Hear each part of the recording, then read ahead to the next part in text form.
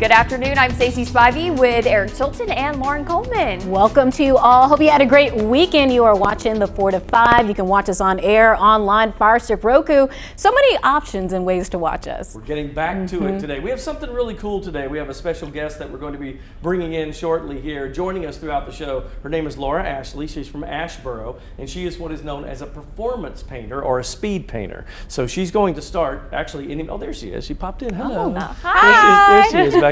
All right, so she's going to be painting in just a little bit. She said she's doing a 4 to 5 special for us. She joins us through Zoom right now, and we're going to check in with her throughout. She will literally start. You can start right now, Laura, and then we'll check in with her in just a little bit. I'm so excited to see this, but before we bounce into all the fun, we do have a big story just coming into our newsroom. More than 99% of Cone Health team members complied with the hospital system's COVID vaccine mandate. One of Cone Health's 13,000 team members, 68 chose not to get the vaccine and voluntarily left the organization. Team members were given until the first of the month to get their single-dose Johnson & Johnson vaccine or the first dose of the Pfizer or Moderna vaccine. Staff members who received a 2-dose vaccine have until the 28th to get their second dose.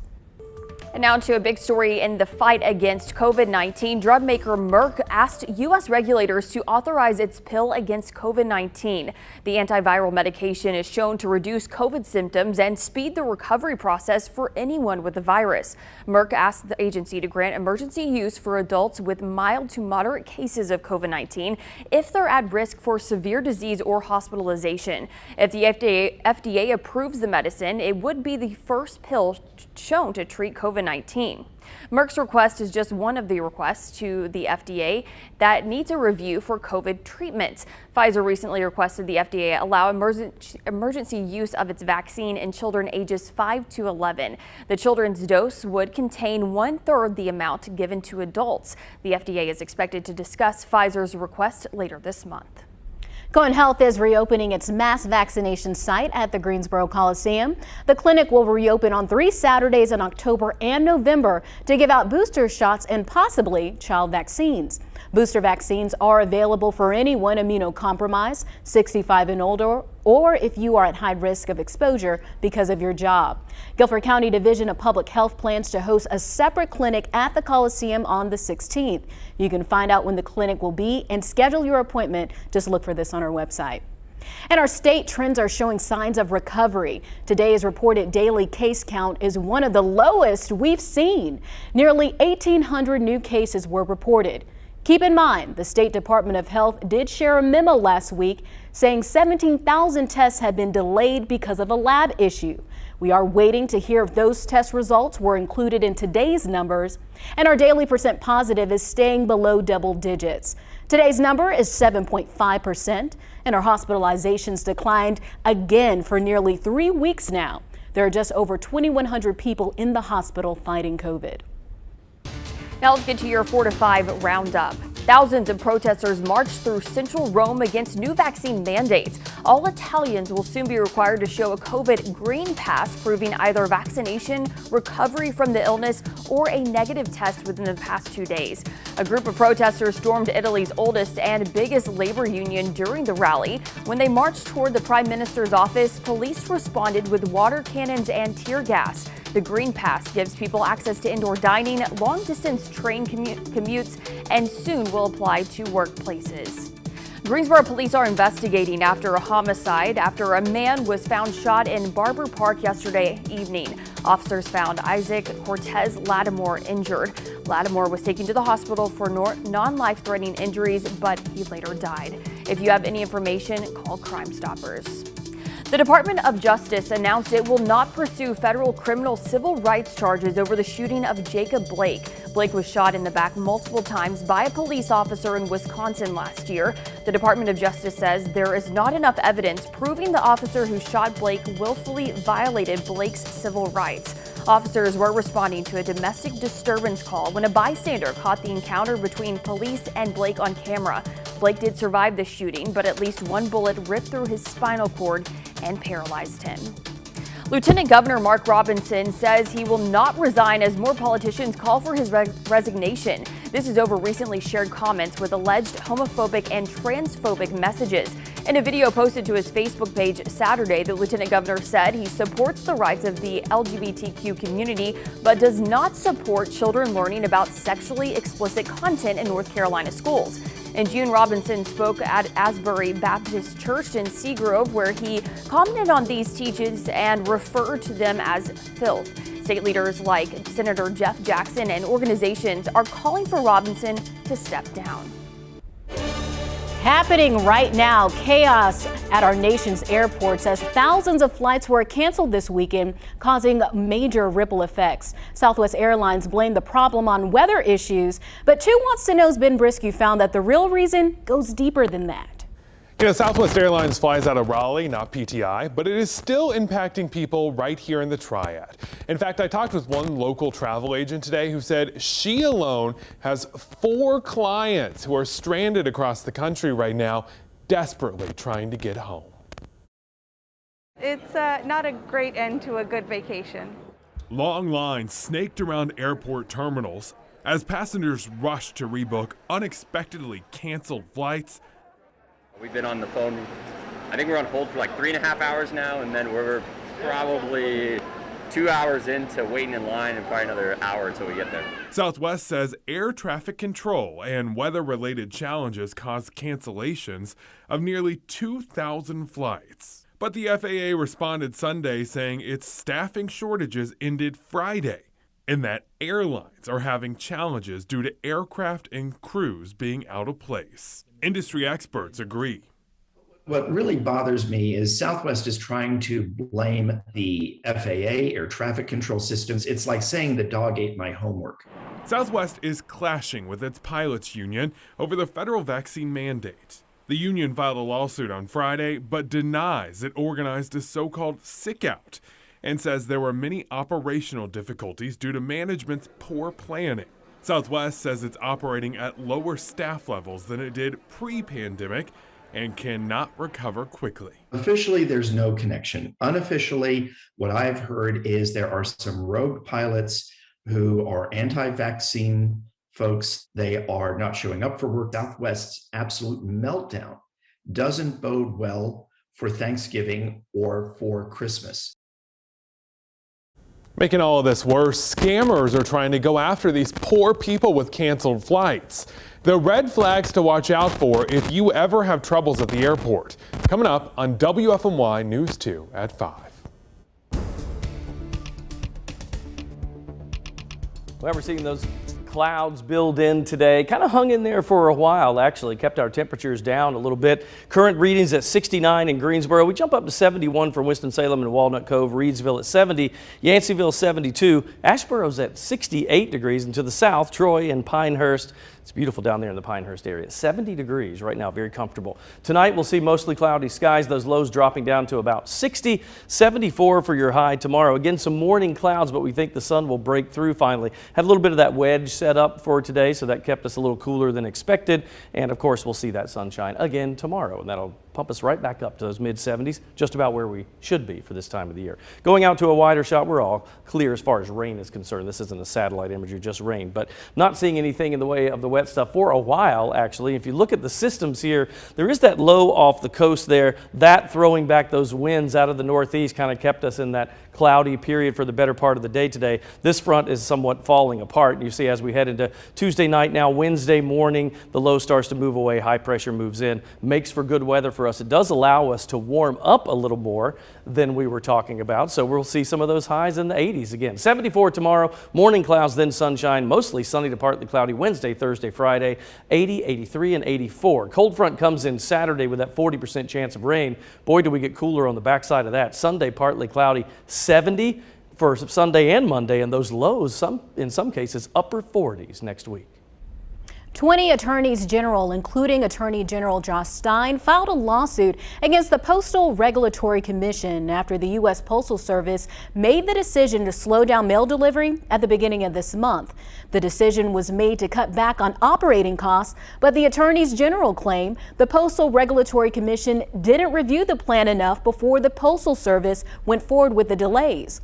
The Postal Service said in an email the lawsuit has no legal or factual merit. Postmaster General Louis DeJoy argues his 10-year plan erases billions of dollars in project losses by boosting revenue through expanded parcel delivery and postage hikes. The setback in his plan includes the slower mail delivery. Well, if you can believe it, 75 days until Christmas. I know you're probably thinking, we haven't even made it to Halloween yet, but if you want your gifts to arrive on time, you probably need to get a game plan together and start shopping now. According to CBS News, there are a number of factors contributing to this. Ports are trying to keep up with imports, labor shortages, higher shipping costs and delays, and a struggling trucking industry. This is going to affect everyone from small businesses and large retailers to online companies. Money expert Janae Adams says if there's something specific you want to get someone, don't wait until Black Friday or December. Get it now. You see something right now, go ahead and get it, because once people start realizing that the shortages are coming, they're going to start slamming these stores just like they do the grocery stores. Adams says stores are also trying to get ahead. For example, Target is currently doing a 3-day of deals to encourage people to shop. If you're not financially ready for the holidays, here's what Adams recommends.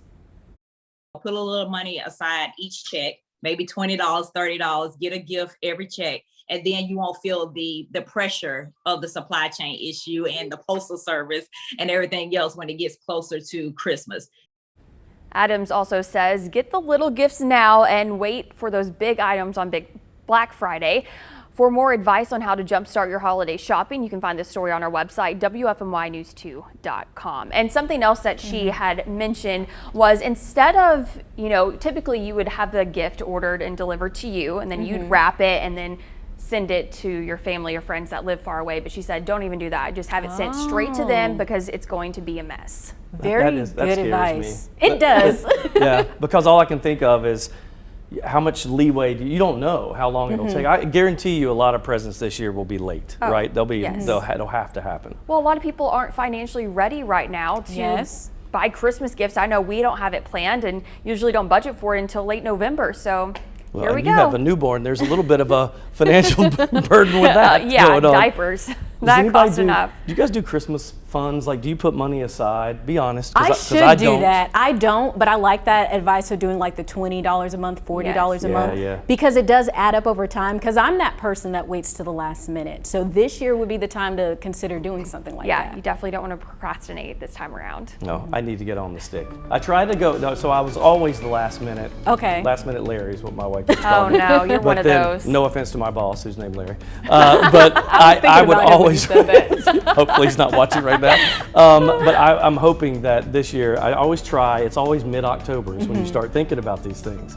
So it's not too late. It's not too late. I literally will wait days leading up and just trying to get what's left on the shelf. So this year, I can only imagine it's probably going to be a disaster if I do that. They're saying if you order like beginning or even the middle of December, it's probably not going to get there until the new year. Yeah, here's your New Year's gift. Yeah. Start off the year on a good foot. Just put all the tags on there. Christmas / New Year's. / Valentine's one or the Day. other. Right. It all works. Together. It's fine. It'll work. All right, we'll take a short break. We'll be right back.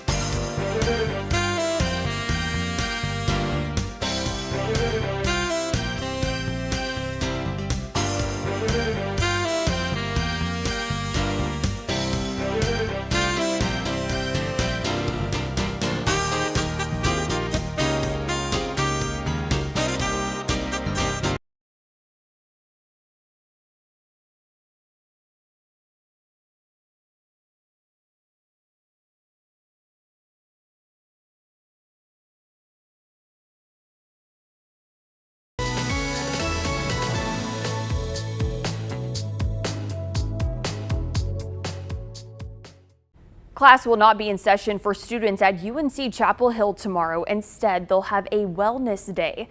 Now, this decision was made after the deaths of 2 students on campus in the last month.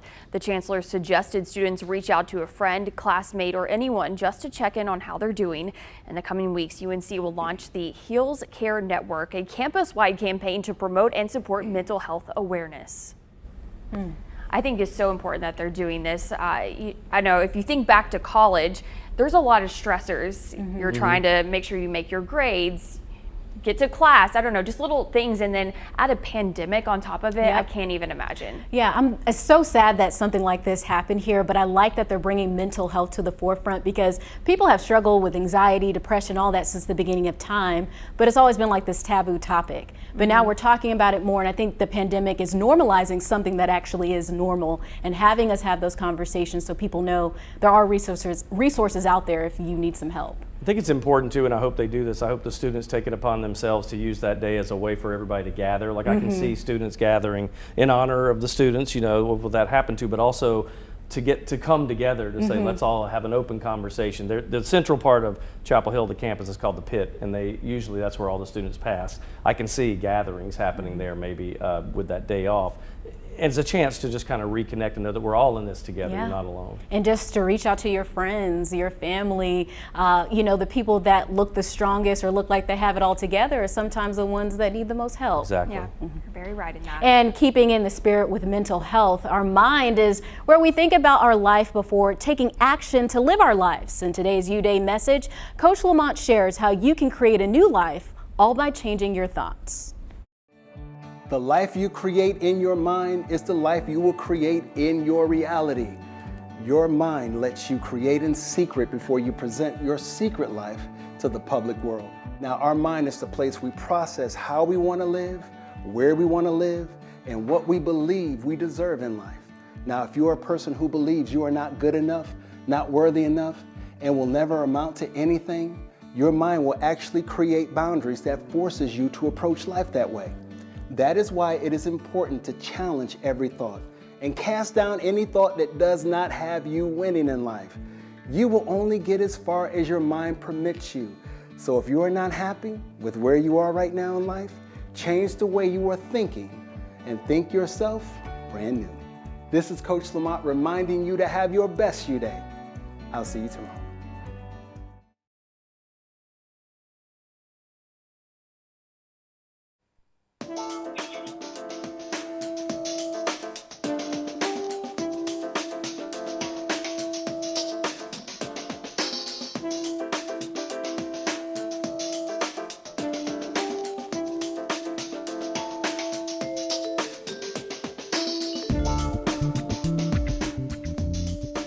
Take a look at her work, right? Yes. Hey.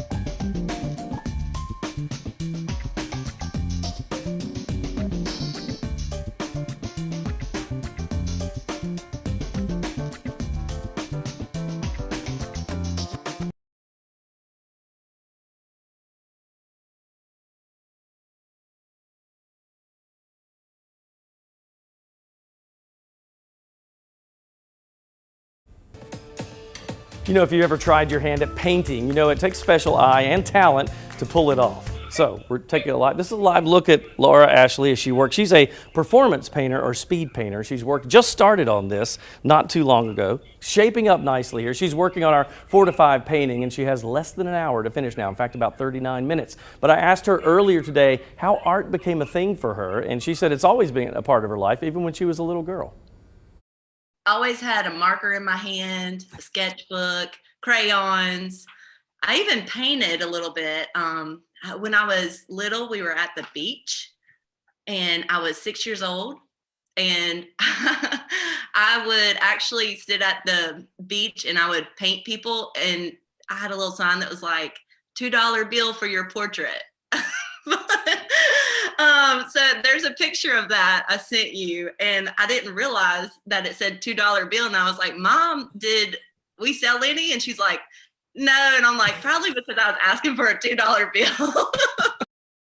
Laura says that having the talent and passion, that's one thing, but having supportive parents really made the difference for her.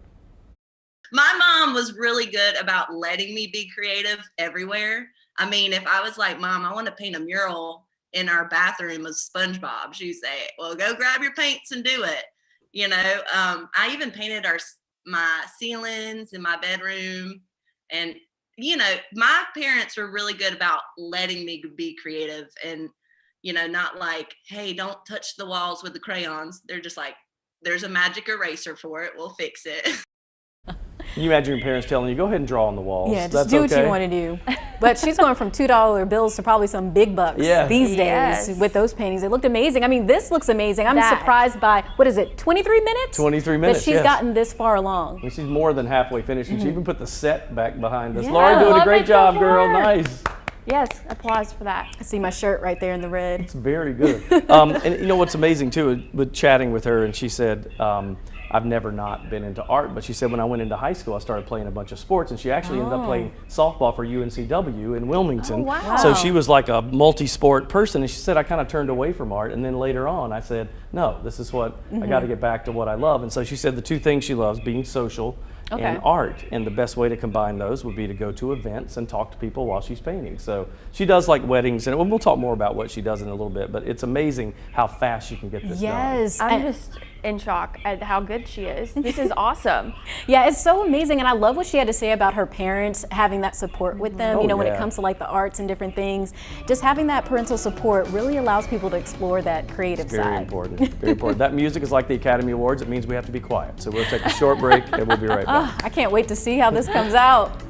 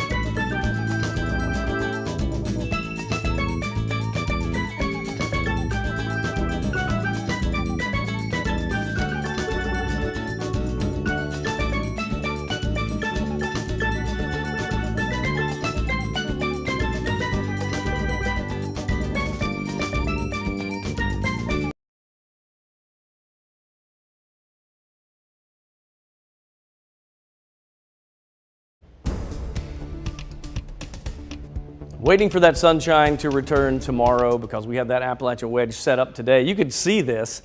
I mean, look at this, like 80 in Charleston, West Virginia, and that's to the north of us, but we're at 69. That cooler air just backed up against the mountains, moved across our area, and just held in for today. 75 in Asheville, though. I mean, look at that. They're 6 degrees warmer in Asheville, and here we are at 69 degrees. 73 for Wilmington, Columbia at 74. Hour by hour heading into the night, we'll go with varying sky conditions, but I think by tomorrow, definitely into tomorrow afternoon, we'll finally see the sun return. It'll be nice by then. We just have to get through maybe the first part of the day. Overnight lows right around 60 degrees, we think, for tonight, and then tomorrow back to those mid-70s. No rain in sight here, and if you look at our long-range forecast, we warm it up a little bit after tomorrow's morning clouds, then sun 74. We go to low to mid 80s Wednesday, Thursday, Friday, lots of sun. Little rain Saturday with a cold front, and that will drop us down 40s for overnight lows and highs struggling to reach 70 for Sunday and Monday.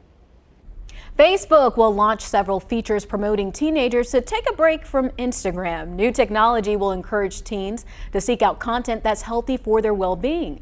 The company is also introducing new controls for parents to use on an optional basis so parents can supervise the content their teens are taking in.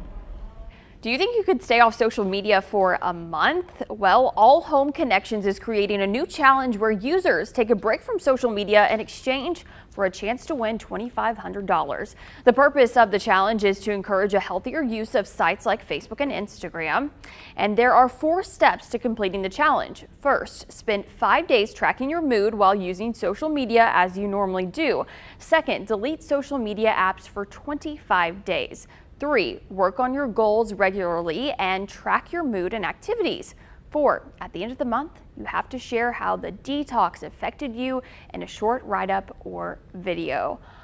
I would love to try this, but unfortunately, part of our job is to be on social media. But I have noticed, especially, and I'll be real with you guys, after having a baby and going back and looking at friends and people that have also had babies, comparing myself to them and what they're doing as a mom or how their body bounced back super fast. And so a lot of times while social media can be great to connect to people, it can make you, or at least in my circumstance, stressed out more. Yeah, insecure, like comparing your life to other people. Yes, and I feel like a lot of people do that. Absolutely.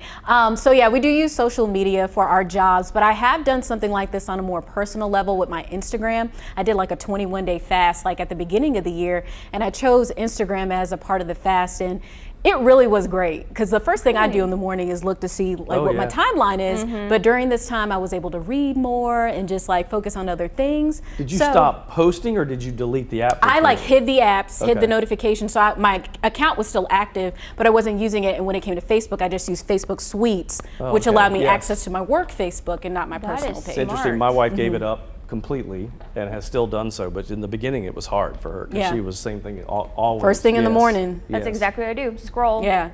This is what see we what all everyone's do. doing. Without even thinking. Not what we should do. That's right. All right, we'll take a break. We're coming right back. Stay there.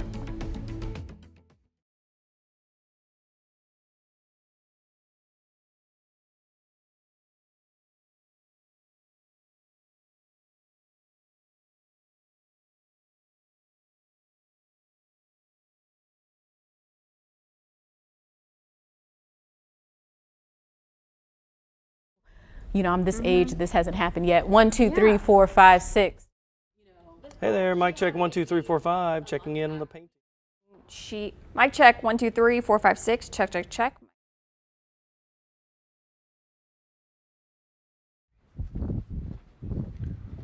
Hey, mic check 1, 2, 3, 4. Happy Monday. J.R. Smith.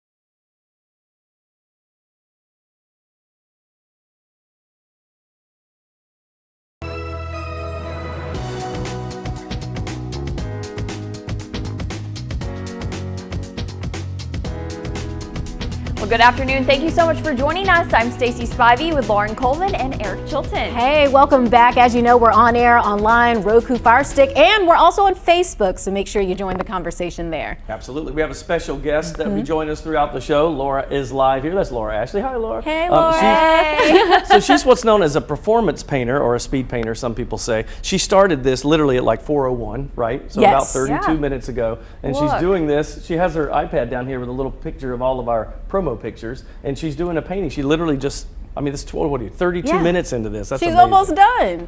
That's amazing. Eric, you're missing teeth, though. Yeah. Imagine a horror movie, you talking. Give me 25 more years. That might, you might just leave that right there. Yeah, we're going to check in with her in a little bit and tell a little bit more about her story and how she came to do this. It's unusual. Yeah, but first we need to get to some of your top stories, and including new at 4:30. Greensboro police say a person is in critical condition after being hit by a train. Officers responded to Oakland Avenue for an accident at the Norfolk Southern Pomona Yard involving an Amtrak train and a pedestrian. Officials didn't say how the accident happened. That person is in the hospital. No one else was reported injured. Let's get to your 4 to 5 roundup. You'll soon be able to get your tickets to see Disney's The Lion King Broadway show at the Stephen Tanger Center. Tickets go on sale the 29th at 10 a.m. Performances start in February and will last for 2 weeks through March. Ticket prices start at $34 each plus ticket fees. You can get your tickets through the Tanger Center's website, Ticketmaster.com, or at the Tanger Center box office. Wicked is still happening at the Tanger Center. The show is the Tanger Center's first Broadway musical. This past weekend was the show's first full weekend on stage. The show runs through the 24th. And we have some more excitement to look forward to this week. The NC State Fair opens in Raleigh Wednesday and runs through the 24th. You can check out new food, vendors, and 2 new rides. Masks and vaccines are encouraged but not required. There will be a clear bag policy in place this year. McDonald's will offer educators and school staff a free breakfast each and every day this week. All you have to do is show a school ID during breakfast hours. Last year, McDonald's offered the thank you meals to frontline healthcare workers. We've got some changes coming up in our forecast as we head into the next few days. I mean, at least we'll see the cloud cover get out of here by tomorrow afternoon, we think. That really just kind of did a number on us from a temperature standpoint today. I mean, look at Asheville at 75 and we're at 69 degrees. You think that Appalachian wedge kind of set up here with that cooler air backing up against the mountains, and on the east side of the mountains, you see that cooler pool of air. Now, you head down to Wilmington, not quite as much there, 73 degrees, but it is unusual to see Asheville higher than we are there temperature-wise. So that cool pool of air sets in for a little bit, we think, in the hour by hour in the overnight, maybe a few less clouds, and then hopefully by tomorrow afternoon, sun returns, and we'll bounce back to the mid-70s where we should be for this time of the year. So look for that, and I think our overnight low right around 60 degrees. Here's a big picture of the radar, and there's just nothing in the way of rain right over our area. The low pressure that's off the coast, that's the culprit, by the way. That counterclockwise flow, it just kind of backed those winds up over the from the mountains east and kept us a little bit cool. But then the approach of this cold front, now this thing is fizzling apart. We don't really think that's going to amount to a whole lot. High pressure will move into place and we'll start to warm up. Notice the high coming in from the south, and that means that we'll see a warmer flow. We'll see some low and possibly mid 80s, which in some cases is more than 10 degrees above normal for parts of central North Carolina. In just a little bit, we'll have that 7-day forecast for you. An NBA champion teeing off right in her own backyard. I love this story. 35-year-old J.R. Smith, yes, the J.R. Smith, enrolled at North Carolina A&T as a freshman walk-on for the golf team, and today we got to see him in action for the first time. That's a good drive right there. He's a proven winner over his 16-year NBA career, taking home 2 titles. But we all know golf is a completely different beast, and it showed a little bit today, although there were some bright spots too. In fact, Smith carded 2 birdies on the first 5 holes, showing this man can play a little bit, but the struggles came on the back 9 like they always do for Chilton and myself, finishing with 8 bogeys, 2 doubles, those 2 birdies I mentioned, plus 6 pars. All in all, Smith finished 10 over with an 81 in the first round of the Elon Phoenix Invitational. He did beat out one teammate by 1 stroke, so that should give him a little boost of confidence, I'd think. But regardless, pretty cool story, and this shot right here, watch it land on the green. It's going to be hard to see. Just wait for it. You'll see in the flag.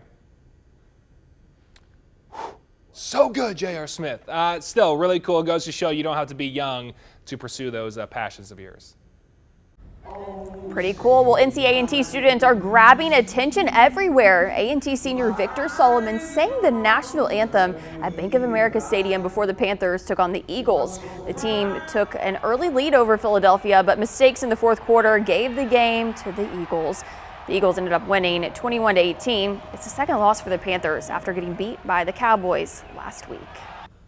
All right, so let's check in now and see how Laura is coming along there. Doing a nice job. Look at that. That is amazing. I have teeth now, so things are looking up.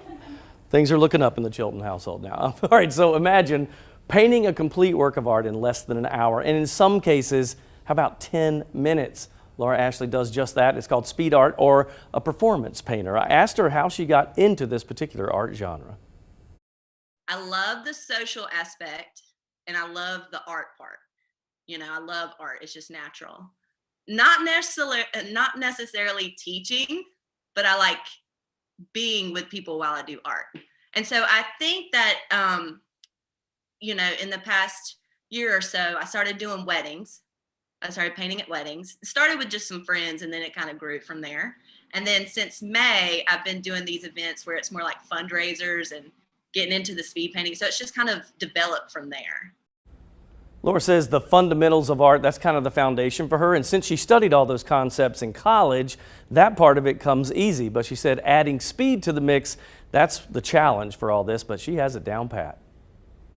So I just got done with the Richard Petty event last week. And our goal was to kind of entertain the guests as they're kind of walking in and just getting acclimated. And so that was planned to be about an hour painting, which is still pretty fast for, you know, an art piece.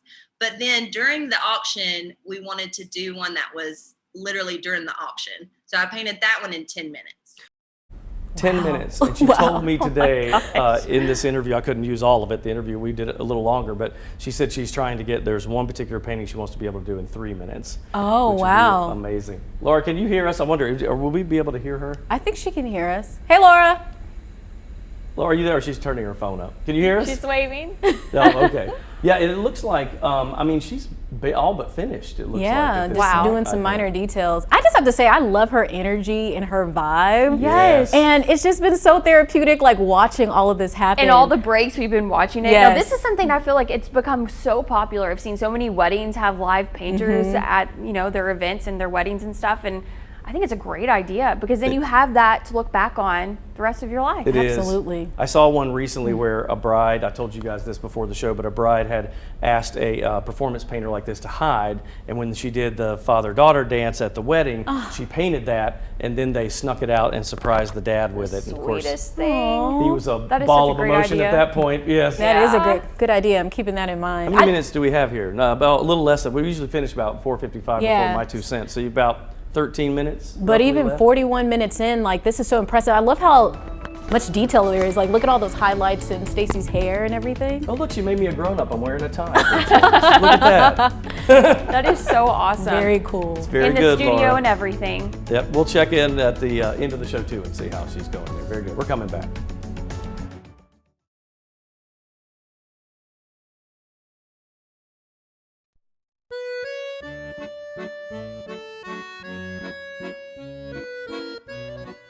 All right, I am talking about no excuses, how to kick butt.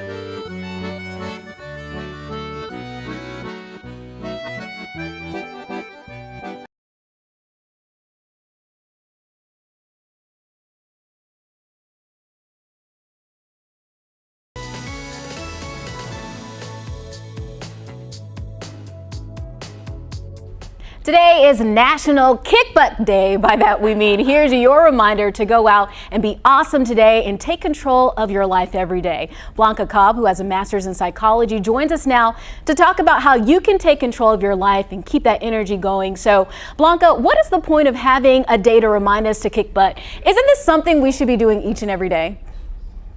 Yes, we should be doing this each and every day. Unfortunately, we don't. Why? Because there is a plethora of excuses that people have. I don't have enough time. I don't have enough energy. It's already been done. It's not going to be good enough if I do it. Or people want perfection. So if it's not perfected, then they want to start over, or a lot of procrastination. So this day is all about taking all of those excuses and putting them on the shelf so that we can really kick butt. Okay, so we're all guilty of having those excuses every now and then. What are some tips to get yourself motivated?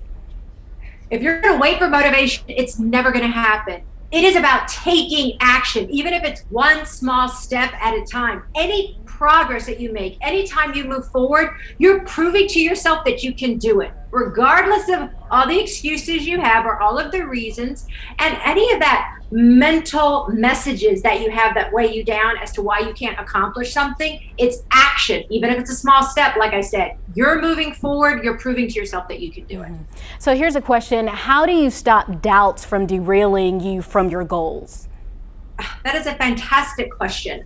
A lot of times you need inspiration, because when you're feeling down in the dumps or unmotivated or you can't do something, this is a time for you to look up autobiography, documentaries, people who have had fabulous accomplishments, extraordinary accomplishments in their life. What have they done when they were not motivated? What obstacles did they face? Because that is inspiration. Somebody else did it, you can do it. And the other point is you can really learn from their journey. Maybe there's something you haven't thought of that they did that helped them further along. And another thing is show gratitude for where you are and what you have accomplished. Gratitude will take you a long way in getting your goals met. All right. Thank you so much, Blanca. I think we're all ready to kick some butt today. If you miss any of this, you can find it on our website, WFNYnews2.com, or on our 4 to 5 Club Facebook page after the show.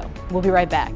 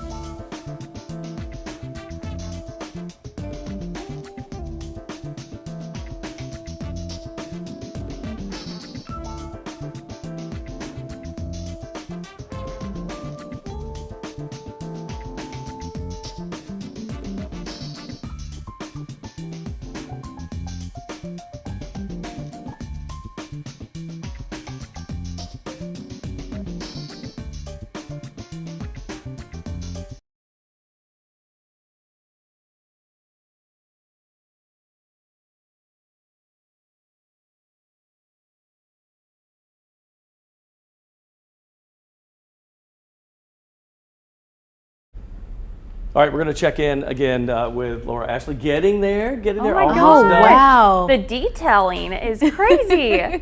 I know that's amazing to watch this process from start to finish. I mean, it's been so much fun. I've seen it on TV. I've never seen a speed painter or performance painter in person, and I can only imagine. I feel like I have now, though. That's pretty cool. And she just does it with a smile, just all calm and everything. I know. Even though she's against the clock. I know, right? So she's been going at it for how long? 50 minutes now? 50 minutes, 35 seconds. That's amazing. Did a great job. In fact, Tim Buckley just walked in the studio, but he's the one that told me about her because he saw her at a Richard Petty event, and she looked at the camera and just went, Tim. Tim says hello. That is amazing, and I can't imagine what a 10-minute painting would look like. I'll tell you this: go on social media for WFMY because we've been posting some time lapse that she sent us of her. And one of them, she had the paintings on 2 different easels, and you're trying to figure out what it was, and then she took them together, turned them horizontal, put them together, and it was Richard Petty's car. Oh, wow. But she had done like the back half over here, the front half, but they were vertical, and then she turned them that way and put them together. That was amazing. So we just need to do like a 3-part series on this. That's have her as a regular Exactly. guest.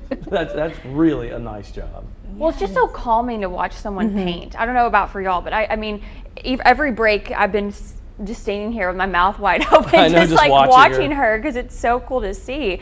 She's even doing your lipstick, Lauren. Yep, got the lips, got the earrings right there. That is I mean, everything is really down to a T. Like that is us, without a doubt. We'll just take those paintings and just sit them up and let that be the 4 to 5 Yeah. acres. We can relax a little bit. Yeah, let them do their thing. Let them do their. Or we could start the show off with this. We can do like a animation. jib jab mouth. You know how they used to do Oh, yeah. those things? That's what we need But to do. the big question is, where is it going to go once it's done? Oh, I know. We should put it up in the newsroom. Maybe we could auction it off for some kind of Charity that event. might be. Charity. That would be cool. Our parents would be the only ones bidding. Have Eric Chilton's signature on it. Yeah, you're Susan right. Spivey would be all about that. She'd be like, I'm going to get that. Yeah. She'd probably hang it in Absolutely. her house. Our parents Absolutely. like fighting for it. That's funny. Laura, I know we can't hear you right now, but I want to say thank you for doing this for us. It's awesome, and we hope that everybody looks up Laura Ashley because she's incredible there. Very cool. She said thank you so much. You're Bye. welcome. Thank you, Laura. All right, so our next story, 'tis the season of pumpkin spice trick-or-treat and scary movies. October is a month when more people turn on horror flicks. But let's verify if watching a scary movie is good for your health. One study claims the heart-pumping screams you get from a horror film can be good for your health. So can these ghosts, goblins, and thrills actually make you burn calories? Let's verify. Our sources, a Dr. Vasant Patel, Vice President of Carolina Cardiology Associates and Chairman in the Department of Medicine at Piedmont Medical Center, and sports medicine physician Dr. David Geyer. Claims say people can burn up to 184 calories during one sitting of a horror flick. And so sometimes people get up, they scream, they make the emotional gestures, and I think that what leads to calorie loss. Watching a scary movie does appear to be similar to exercise. Better heart rate, better breathing, exchange of oxygen and carbon dioxide. Dr. Patel and Dr. Geyer agree that these movies can burn calories much like you would when exercising. However, how many calories you burn while watching one of these movies depends on the person. Certain individuals who have anxiety problems or some other medical problems, these kind of movies may not provide the same type of environment for them. What we don't know is, does this apply to everybody or just people that like horror movies? And would the effects decrease over time the more you watch? And while these movies can have an exercise-like effect, Dr. Patel says too much of it can have an adverse effect. There is a population of individuals who do not like scary movie, and actually after the movie, many people have difficulty sleep. It's almost like scary effects. They see certain things playing out in their lives. So we can verify that yes, scary movies can burn calories. However, the amount of calories burned depends on who is watching and how many bags of popcorn they eat.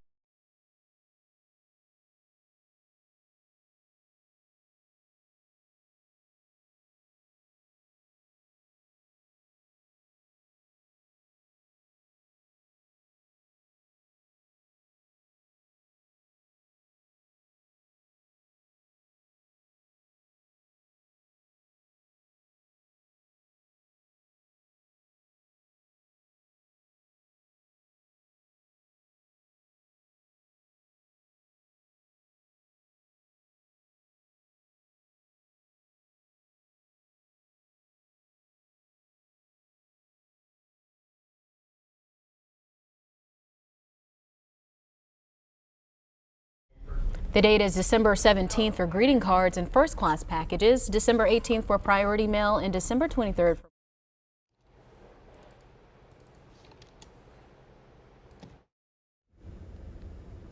Hey, mic check 1 2 3 4 5 6. Check, check, check. Am I in the A block? I'm looking now.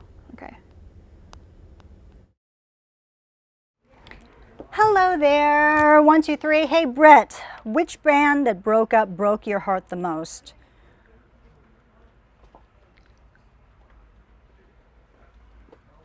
I know, it's kind of tough. Okay, I want to hear.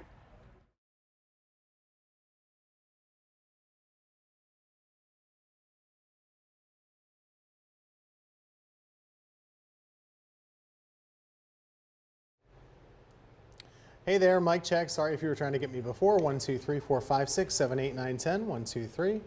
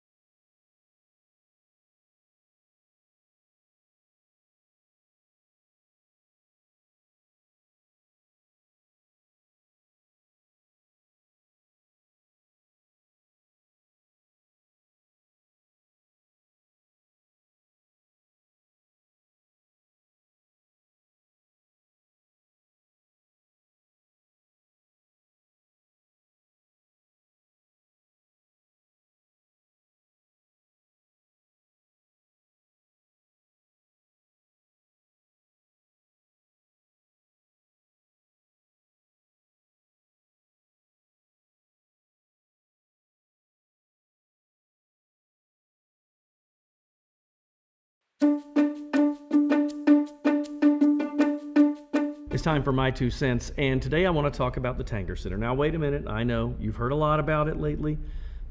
It's in full mode, right? We finally got our first Broadway show, Wicked. Did you hear that? You probably did. But I don't think for those of us that aren't in city government, I don't think we realize the full impact of this.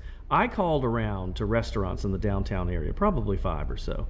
Do you know that most of them are booked for 2 weeks on the nights of the performances? Like hardly a slot left for anyone. Now we're talking about we're going to develop more as a result of this performing arts center. It is a bragging right. I mean, it's a big deal to get this. Again, most of us don't get this. I spoke to Zach Matheny with Downtown Greensboro Incorporated. He said when the Durham Performing Arts Center opened, they went from 4 restaurants downtown to 54. We have about 30-some restaurants. He thinks we'll get 15 to 20 more. Plus, think about this. The economic impact, the draw of this makes Greensboro more attractive. People can drive here instead of having to go to a Durham or a Raleigh. And quite honestly, it's probably a 6 or 7 figure economic impact on our area. Most of us don't get that, do we? I know I don't. I don't deal with city budgets. I don't know how that works. So I think all of us need to know, yes, it's very cool that we get acts like Sting coming with the Greensboro Symphony, or a Broadway series, or Steve Martin in January. Yes, all of that is cool, but the impact it will have on all of our lives and our property values is pretty big. It is a jewel in the crown of Greensboro, and thank goodness we have the Tanger Center. But that's just my 2 cents, and that's your 4 to 5. WFMY News 2 at 5 starts now.